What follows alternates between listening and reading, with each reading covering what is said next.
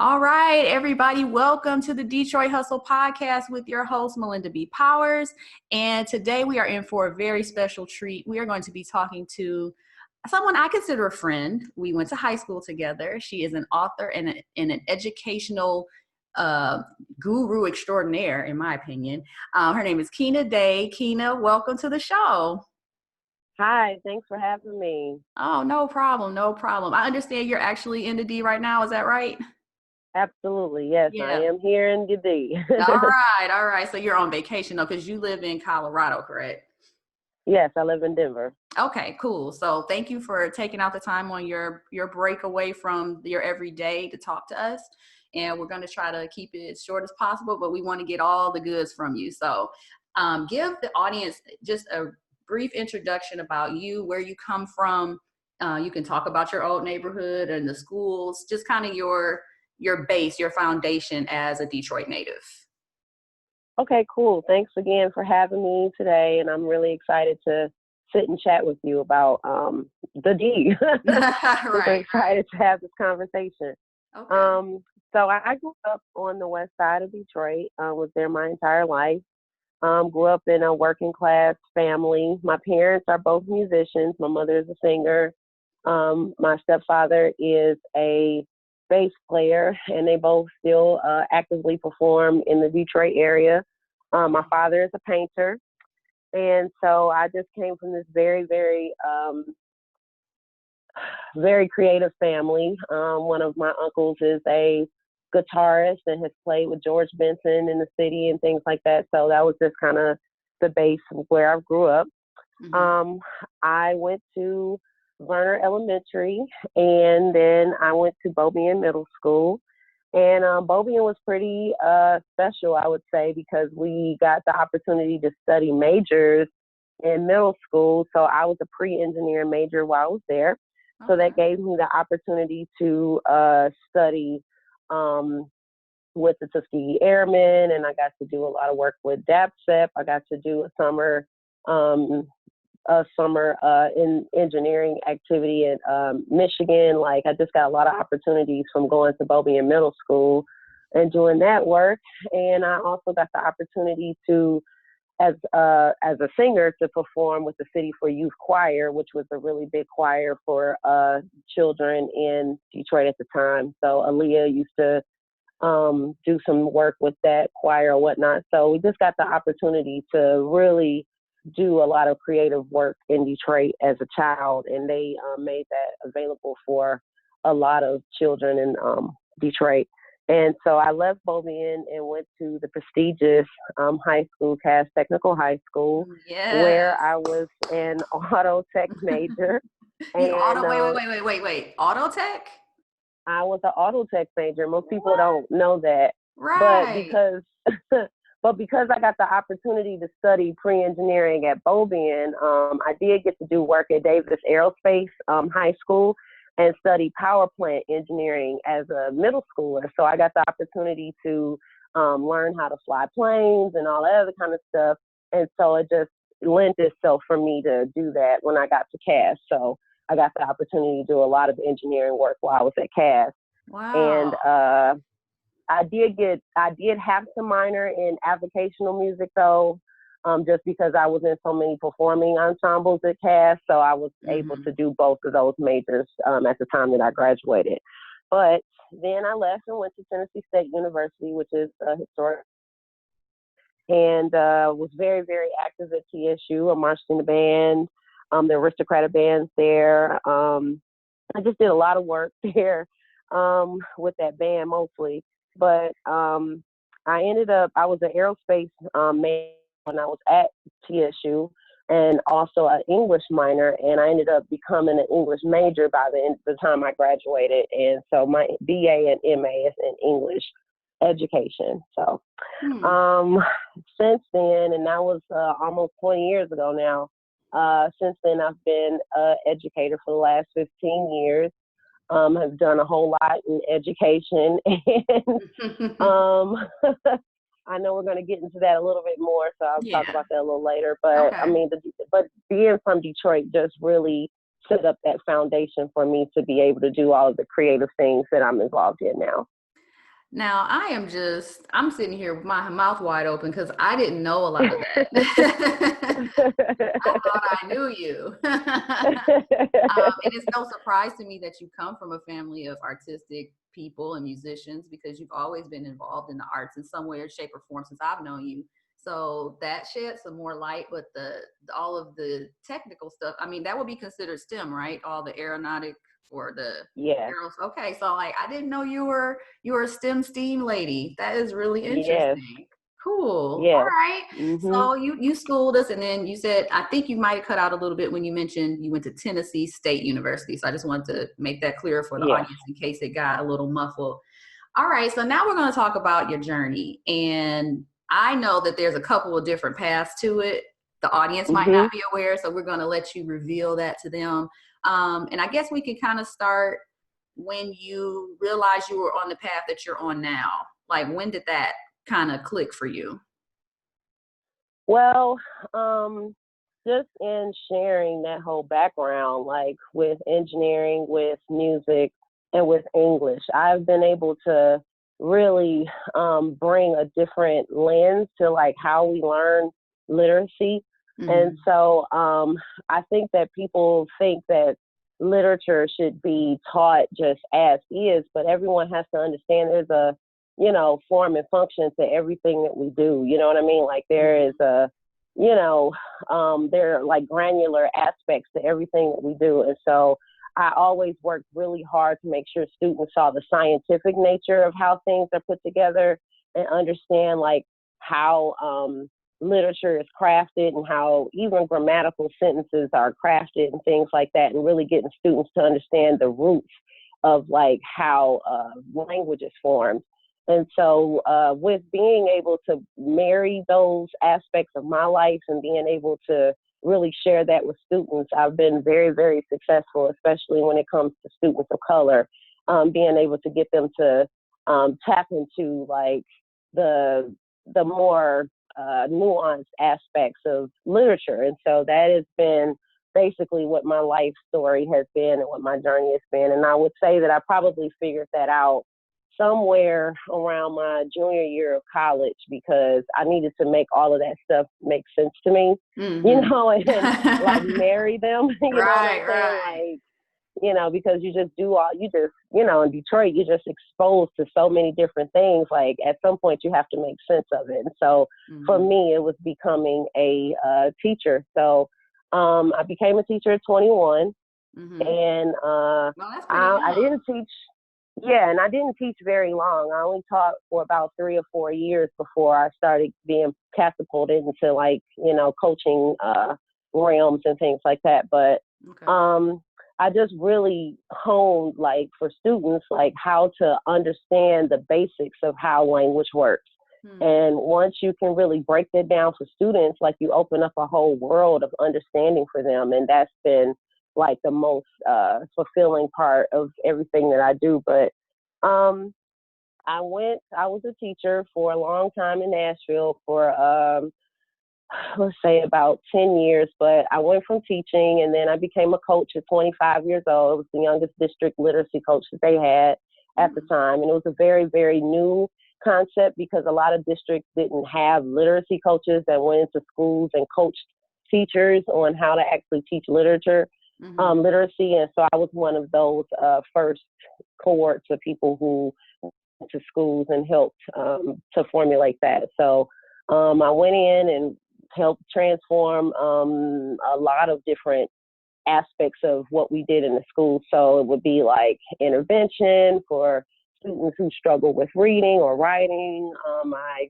put together a whole like intervention plan for students with disabilities as well as students who are English language learners, and we were able to get really high scores. And I was taken to a turnaround school. That's a school that was currently like low performing and was able to go on with a new principal and turn that school around. So that is basically how my career has like continue to go. I go into turnaround schools and help the principals turn that school system around. So it has led to what I am now, which is the director of literacy for KIPP Colorado schools in Colorado. And I work with principals and assistant principals on how to make sure that their students are all, learning.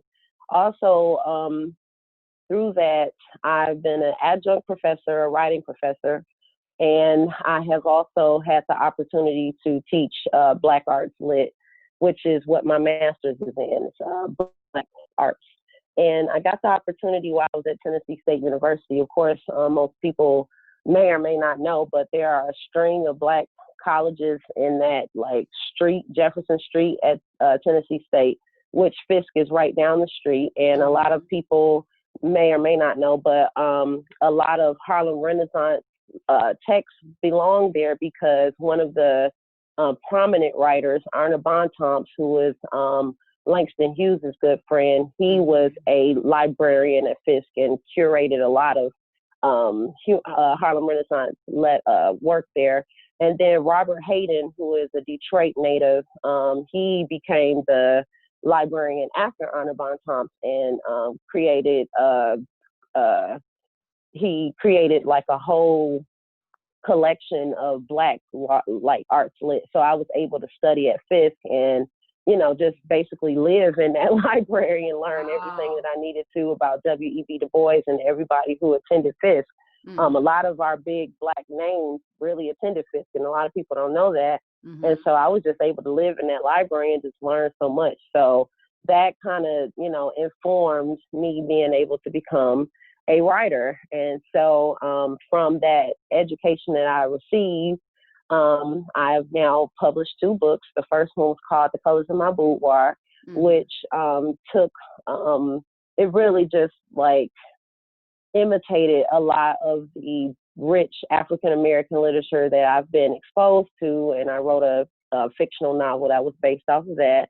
And now, currently, and about a month ago, I dropped Aphrodisiac, which is also, paying homage to a lot of that Black literature, but taking it a step further and just talking about what we need to do in our communities to basically go back into history and learn some of the things that we're not learning in school, and really just exposing people to some of the, Black history that exists for us to use some of the things that, made us successful in the time of segregation, and what we can use to push that thinking forward and, use it as a way for us to change what's going on in America for, Black people. So that education definitely it just lives in everything that I do right now. So right. And then and you've also neglected to mention your activism, because we've been involved in a couple of things in the last few years related to activism. Can you talk a little bit about that?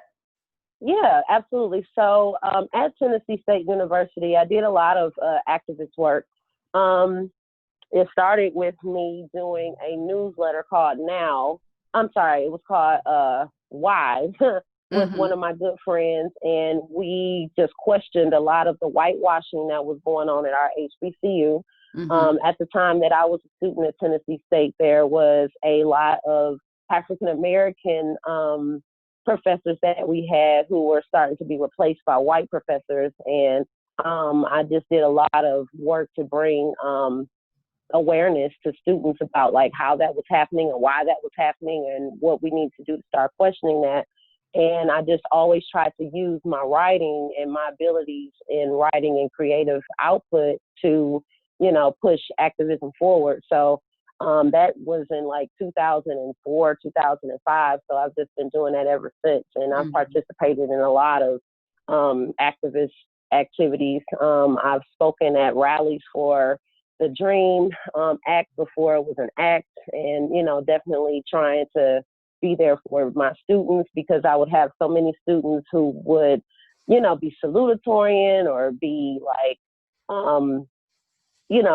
high performers, getting 30s on the ACT and things like that, but not be able to go to college because they were, having issues with what their status was considered, as immigrants.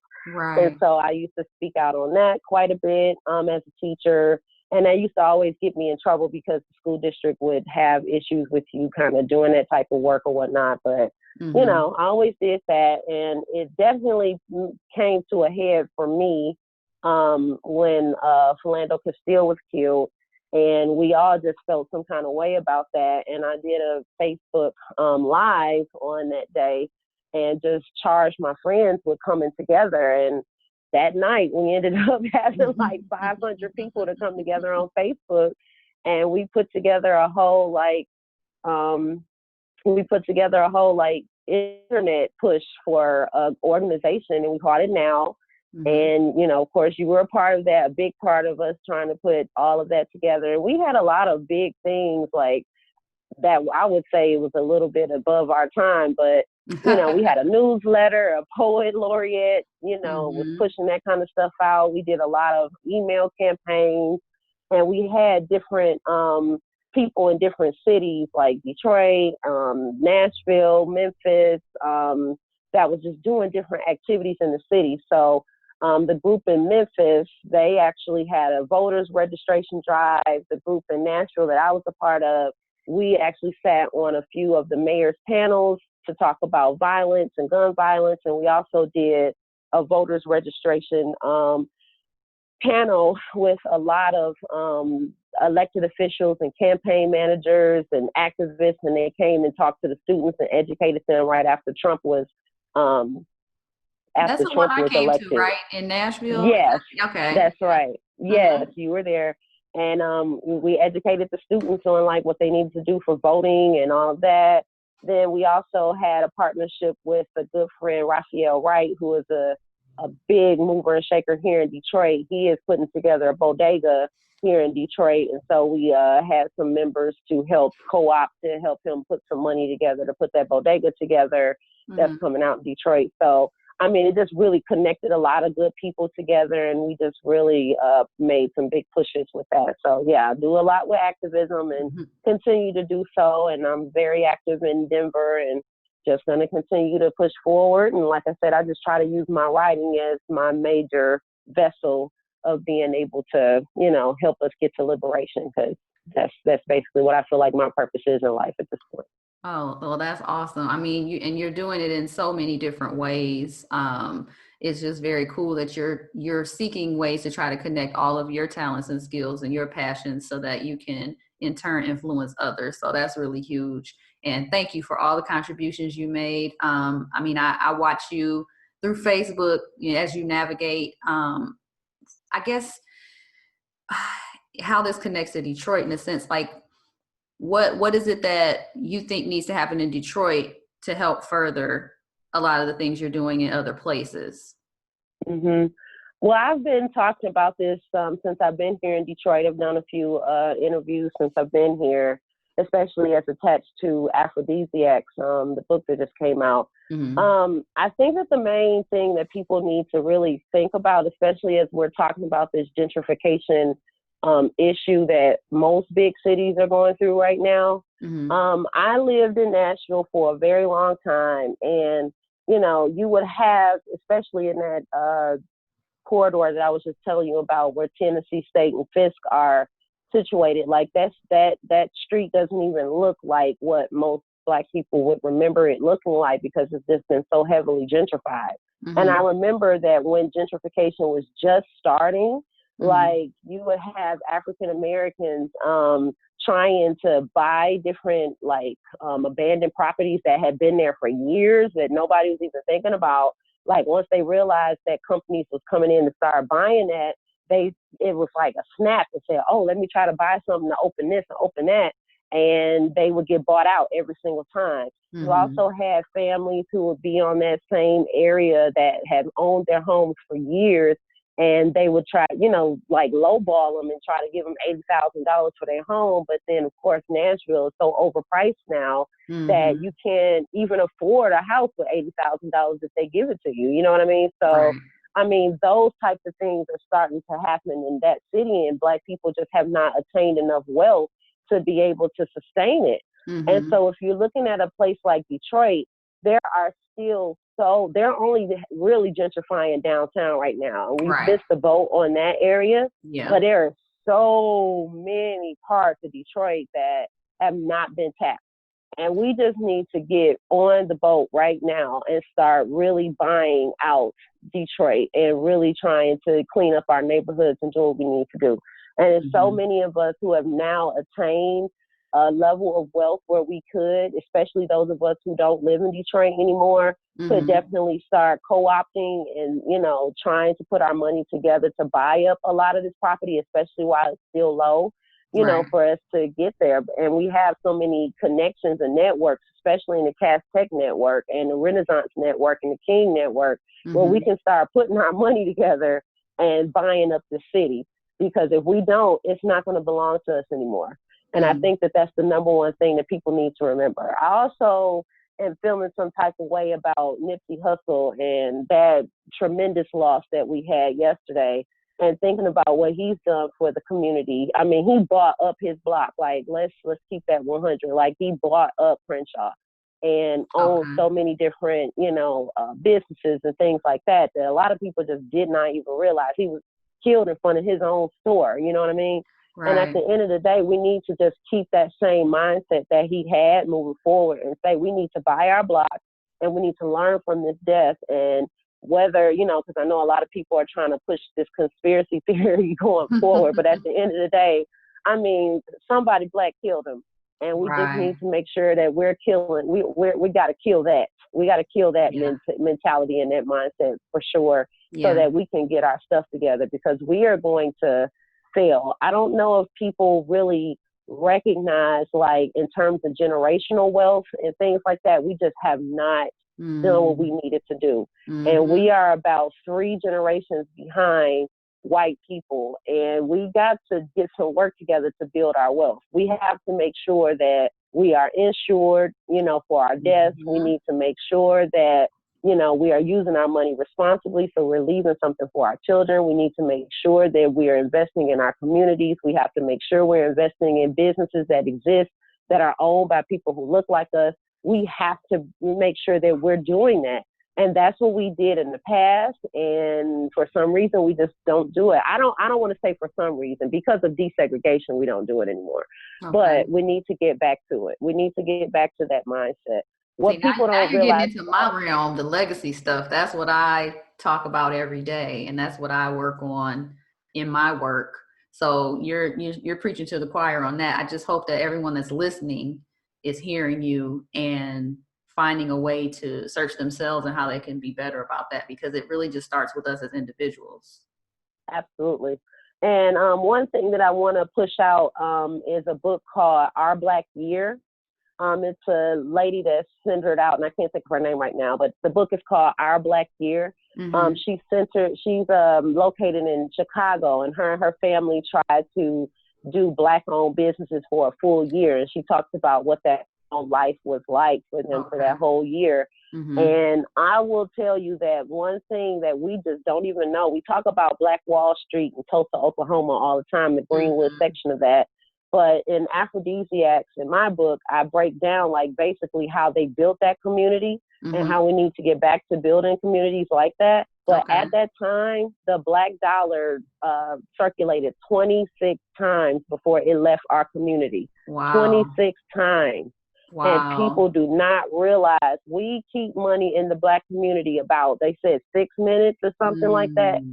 I mean, we have definitely taken a complete turn around, and we gotta get back to what we used to do. What people don't also know, like Madam C.J. Walker, she did not just up on, you know, on that cash or whatever to start her business. Her church invested in her. And they gave her the seed money to start her $1 million, you know, hair business. Like, those are things that we need to learn from the past and make sure that we bring back to our, you know, our now, and make sure that we're bringing those ideas and those, you know, those practices back to what we're doing today, and, you know, build our communities back up. Because if we don't do that, we are not going to leave any wealth, and we're going to continue to get worse and worse and worse. And if we don't get our wealth together in the next 40 years, I mean, the Black community is looking a little disastrous, you know. I tend to agree with you on that. And I think maybe to keep a more optimistic outlook, people don't want to admit that, but I think it's a very harsh reality that we're facing every day. even when I'm dealing with clients and they don't have life insurance or they don't feel like they need to do any estate planning. And it's like, but why? And I continue to get potential clients that come to me wanting to employ me, but then telling me these horror stories about how, oh, my mother had cancer. She told me she had a policy and we figured out she didn't. So I'm going to lose this house that she's had for all these years. And it's just like, ugh. Yep. Yeah, and it's that sad. happens a lot too. And the little bit of generational wealth that has been built by some of our family members before, like a lot of people lose those houses and things like that because they just don't plan. So we just need to get the education out. And I think this is the time for us, especially those of us who know better, to really get our voices heard and, use as many platforms as we can. Like I said, I put a book out, Aphrodisiac. My friend Raphael Wright, like I said, he's based here in Detroit. He's putting a book out this week called Make the Hood Great Again. I mean, it's a lot of people who are using our platforms as much as we can to try to educate as we can. So Wow. So, I mean, you have just set the stage for a real series of robust conversations. Unfortunately, we don't have enough time to get into all of it, but thank you for putting those seeds out there so that our listeners can maybe have some conversations about this, so we can have some exchanges on the Facebook page. But now we got to get to the meat, and that's all about the D section of the interview. So I'm going to ask you one pointed question, and then we're going to go into the Fab Five. So the one question is, in your experience, what makes the D so special? And this is your opportunity to, you can acknowledge people, places, things, but in your overall experience, what makes the D so special to you? What makes the D so special to me is that it's just a quintessential Black city. And here I was taught that my Black is not a curse, but instead a gift. And Detroit cultivated that mindset in me at a very young age. Just even from being a student at Bobian Middle School and, people investing in me. I was in the DAPSEP program, and that taught me how to be an engineer.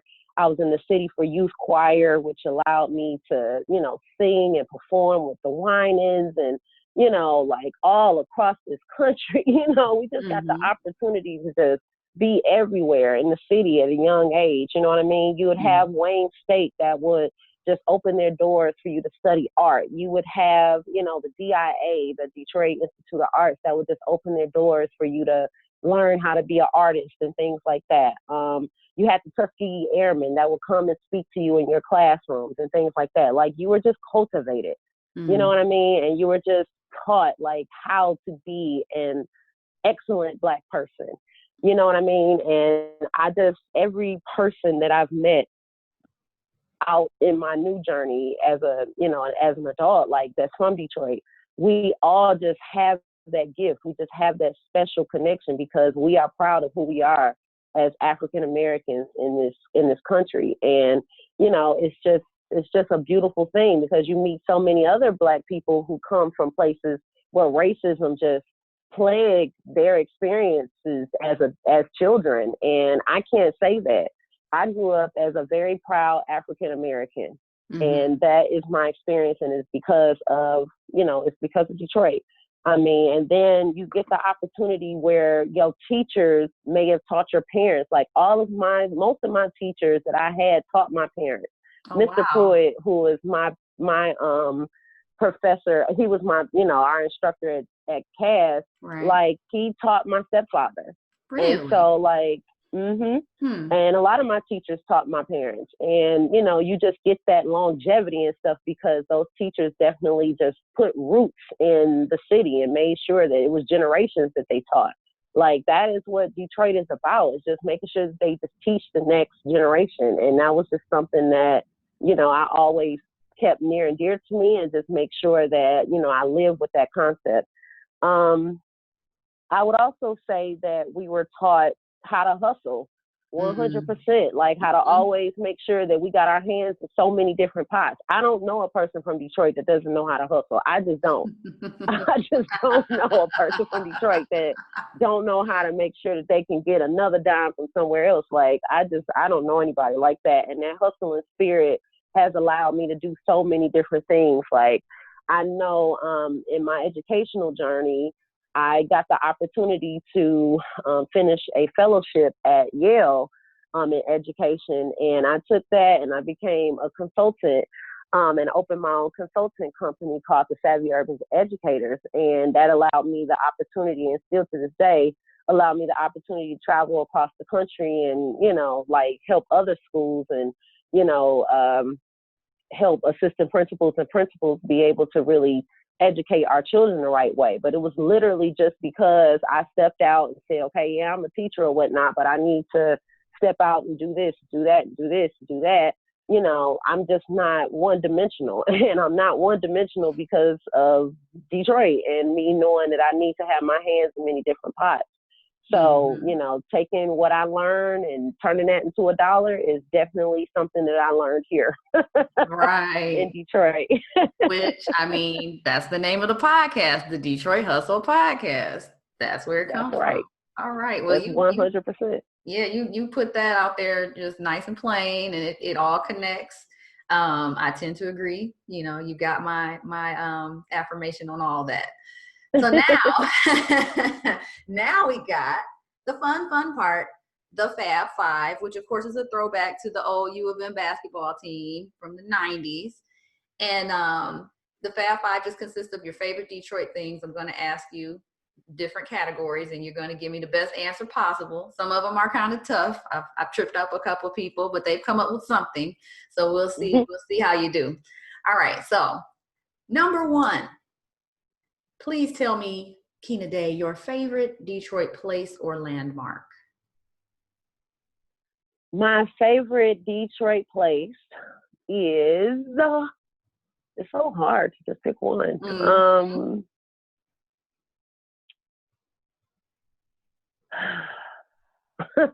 I would have to say definitely the Renaissance Center. I know that's going to sound a little weird. Oh, no. But the Renaissance Center is definitely like my favorite place. Okay. And it sounds like you might have some memories there. I know I did a lot of fun extracurriculars at the That's why it's mine too. Right. We won't talk about that. And so we're going to move on to number 2, which is your favorite restaurant or dish, past or current. My favorite restaurant is Buddy's Pizza. Okay. Well, that was easy. And why Buddy's? Because pizza is pizza to most people, but a Detroit style 4-square pizza, baby, you're not going to be able to get that anywhere else with a good glass of wine. I'm so sorry. It's just the best pizza. And it is what it is. And you're not going to see a lot of knockoffs of that type of pizza. You have to know the city to know how to make that type of pizza. You can fake a New York pizza. You can fake a deep dish pizza, like a Chicago deep dish, but you cannot fake a Detroit 4-square. You cannot fake that. Okay. And so that's why. What toppings? I am vegetarian, so personally I like the margarita myself, but yeah, but personally, like that, just that 4-square pizza. I'm getting ready to go to Buddy's with my sons this afternoon. Okay, well, don't hurt yourself. All right, so number 3, your favorite downtown event, and that can include festivals, fireworks, parades, auto show, but it has to be something that only happens downtown. My favorite is the Summer Jams concert series. Okay. I try to come every summer for that. And Young Jeezy is like my favorite rapper. And so he would come and participate with that. And I love Summer Jams. Those are some really great long concerts, but just one of the best. And what month does that happen in? It's usually in June-ish or July. Okay. Because that one, I don't think I've ever attended. I may have attended that before when I was living there, but yeah, we want to kind of put it out too, and we tag so that people know if they're there that they can check it out. All right. Number 4, your favorite Detroit sports team. Well, I'm not gonna pick one. I'm sorry. Dog. There's nothing that you could do to me. Nothing you could do to me about it. But I equally love the Pistons and the Tigers. And I go to both Pistons and Tigers games while I'm here. I just went to the Pistons game on Saturday. Okay. And I wish I would be here on opening day on the 5th for the Tigers, but I love them both equally. Okay. And does that love also spread to football and hockey?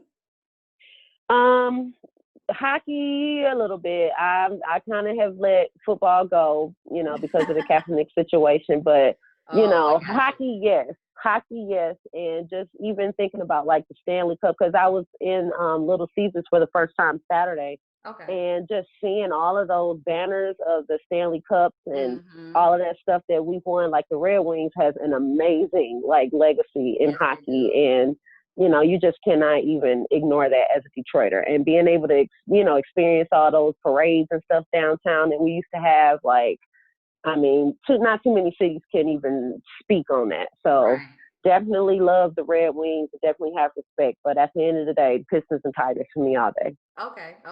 And I laughed when you were talking about you not football, because I thought you were going to speak on how the Lions performed, but you said it was because of the NFL issue with the kneeling. So much respect. Yeah. I wasn't laughing at that, just to make that clear. All right. Yeah. Okay. So down to the last one. Number 5, your favorite Detroit memory. And what I mean by that is a memory for you that is so Detroit, you can't classify it as anything else.